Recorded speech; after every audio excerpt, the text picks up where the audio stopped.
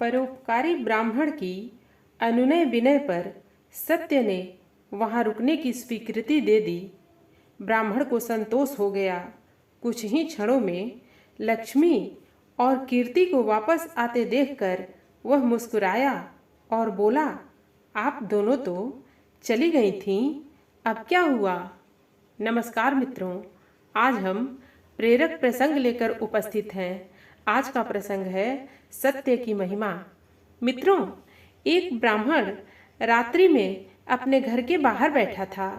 तभी एक स्त्री सामने से गुजरी और ब्राह्मण ने उसे रोककर पूछा, आप कौन है देवी?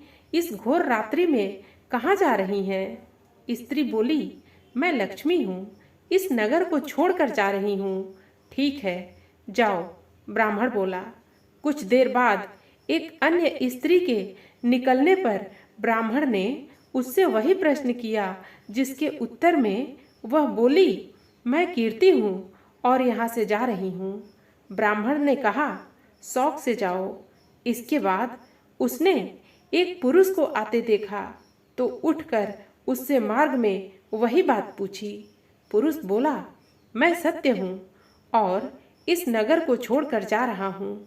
यह सुनकर ब्राह्मण चिंतित हो उठा और लपक कर सत्य के चरणों में गिर पड़ा और गिड़गिड़ा कर कहने लगा, नहीं भगवान, आप यहाँ से न जाएं।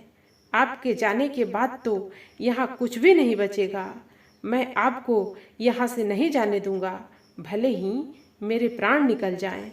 परोपकारी ब्राह्मण की अनुनय विनय पर सत्य ने वहाँ रुकने की स्वीकृति दे दी। ब्राह्मण को संतोष हो गया। कुछ ही क्षणों में लक्ष्मी और कीर्ति को वापस आते देखकर वह मुस्कुराया और बोला, आप दोनों तो चली गई थीं, अब क्या हुआ?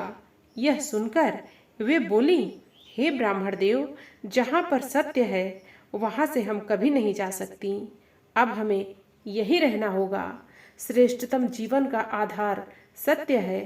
सत्य के बल पर ईश्वर है। सत्य में ईश्वरीय शक्तियाँ वास करती हैं। जो व्यक्ति सत्य को धारण करता है वह ईश्वर तुल्य हो जाता है। परंतु सत्य का मार्ग कांटों से भरा है।